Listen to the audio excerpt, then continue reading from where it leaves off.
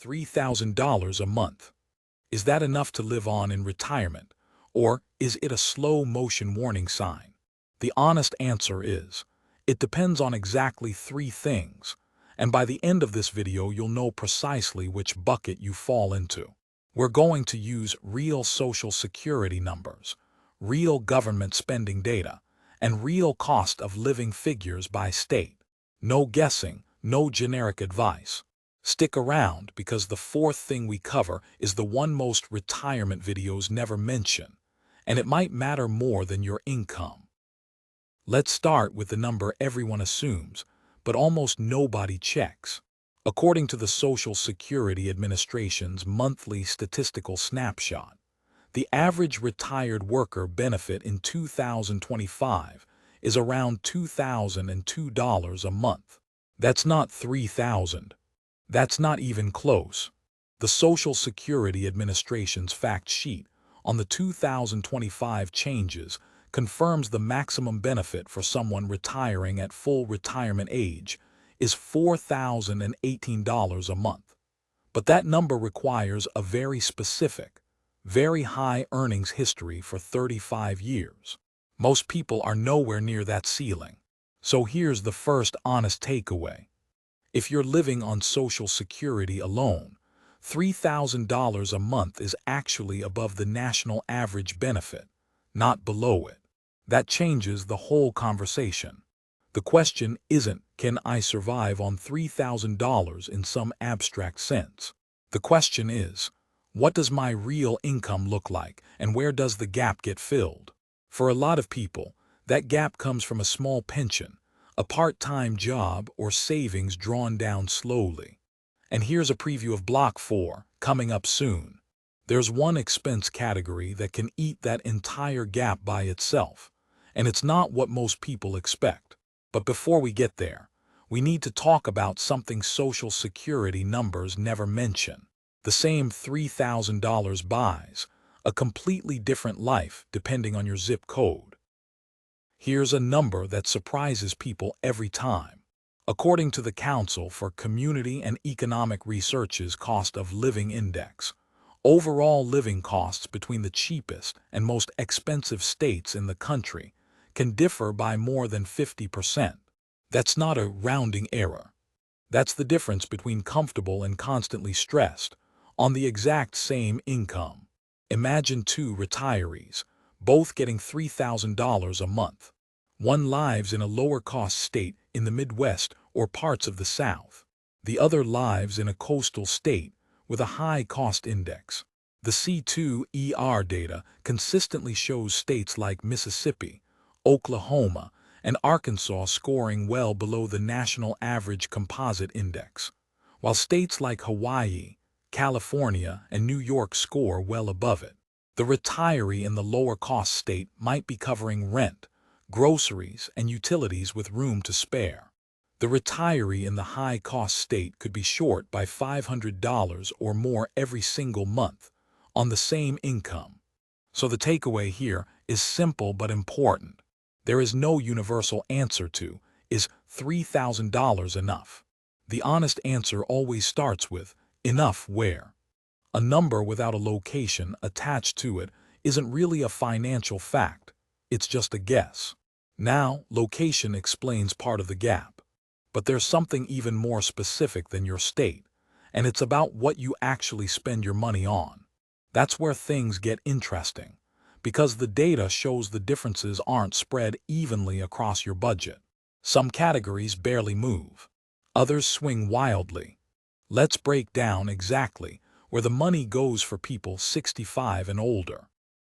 This is where the Bureau of Labor Statistics comes in, and this data is the most useful thing in this entire video. Their Consumer Expenditures Survey for the population 65 and older, 2023, breaks down exactly what older households spend money on average. And housing is by far the biggest line item. According to that BLS data, housing costs, which include shelter, utilities, and household operations, make up the largest share of total spending for households 65 and older, averaging over $1,500 a month. That's already half of our $3,000 budget gone before you've bought a single grocery item. Inside that housing number, two subcategories matter enormously, and they're the two most unpredictable ones: property taxes and homeowners insurance. Property taxes vary wildly by state and even by county, and they don't stay flat. They tend to climb over time as home values rise. Homeowners insurance has been climbing too, particularly in states with higher hurricane, wildfire, or flood risk, where insurers have been raising premiums or, in some cases, pulling out of markets entirely. Neither of these costs is something you control the way you control a grocery bill. You can switch to a cheaper cereal. You can't easily switch your county's tax rate. After housing, the BLS data shows healthcare and transportation as the next largest categories for this age group, though notably smaller than housing. Food, at home and away from home combined, is a meaningful but more manageable slice. So here's the takeaway from this block. If you're trying to make $3,000 work, don't start by cutting your Netflix subscription. Start by asking what your actual housing cost is, because that single category can decide the entire outcome before anything else is even considered. And that brings us to the detail that changes everything, the one I promised earlier. It's not your income. It's not even your state. It's whether that housing number includes a mortgage or not. Here is the single biggest variable in this entire video. Bigger than the state you live in, bigger than your exact Social Security check. It's whether you own your home outright. Think about what that BLS housing figure actually contains. For someone still paying a mortgage, that $1,500 average includes principal, interest, property tax, and insurance, all stacked together. For someone who owns their home free and clear, that same average drops sharply, because the mortgage payment simply isn't there anymore. What's left is property tax, insurance, maintenance, and utilities, a fraction of the original number. This is why two people with identical $3,000 incomes in the identical same city can have completely different experiences. Imagine a retired couple in Ohio who paid off their home 15 years ago. Their housing cost might only be $400 a month in taxes, insurance, and upkeep. That leaves $2,600 for everything else: healthcare, food, transportation, and some breathing room. Now imagine a different retired couple, same state, same income, but still paying a mortgage or renting an apartment. Their housing cost could easily be $1,200 or more. That leaves only $1,800 for everything else. Same income, same state, completely different financial reality. This is the variable most retirement content skips entirely, because it's not as clean as a simple three-tier chart, but it's the one that actually determines your answer. Owning free and clear doesn't just lower a bill, it fundamentally restructures your entire budget, because it removes the single largest and least flexible expense category the BLS data tracks for this age group. So now we have three pieces on the table: your actual income, where you live, and whether you own your home outright. Let's put them together into something you can actually use. Here's how to actually answer the question for yourself right now, using what we've covered. First, check your number against the national average. According to the SSA's monthly Statistical Snapshot, if your household income from Social Security plus any pension or part-time work is at or above roughly $2,000 per person, you're already at or above the national average benefit. $3,000 puts you comfortably above that baseline, which is a reasonable starting point, not a red flag. Second, check your location against the C2ER cost of living index.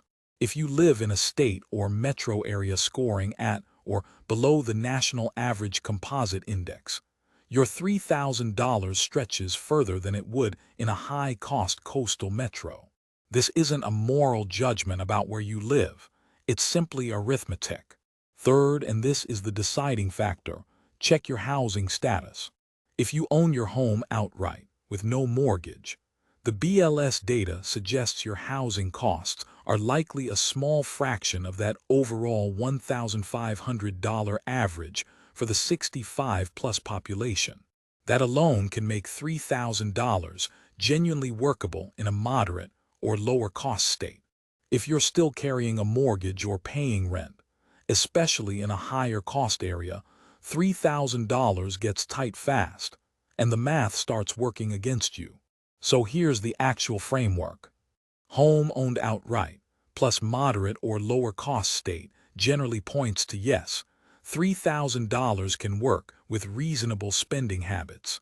Still paying a mortgage or renting, plus a higher cost state, generally points to no, or at least not comfortably, without some other income source filling the gap. Everyone else falls somewhere in between. And that's exactly where knowing your own specific numbers, not a national average, matters most. This isn't about a single magic number that applies to everyone watching. It's about 3 specific facts about your own life, checked against real data instead of a headline. So let's bring it together. The average Social Security check is around $2,000, which means $3,000 is actually above average, not below it. Where you live can shift your real cost of living by 50% or more. And whether you own your home outright, more than almost anything else, decides whether that income actually covers your life. This is educational content, not financial advice. Every situation is different, and the numbers here are meant to help you ask better questions, not replace a real conversation with someone who knows your specific numbers. Here's a question worth sitting with.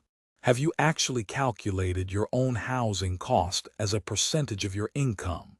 Or have you just been assuming it based on what you used to earn?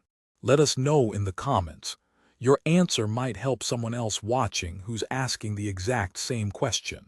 If videos like this, the ones that replace guesswork with real government data, are useful to you, consider subscribing to After 60 Compass.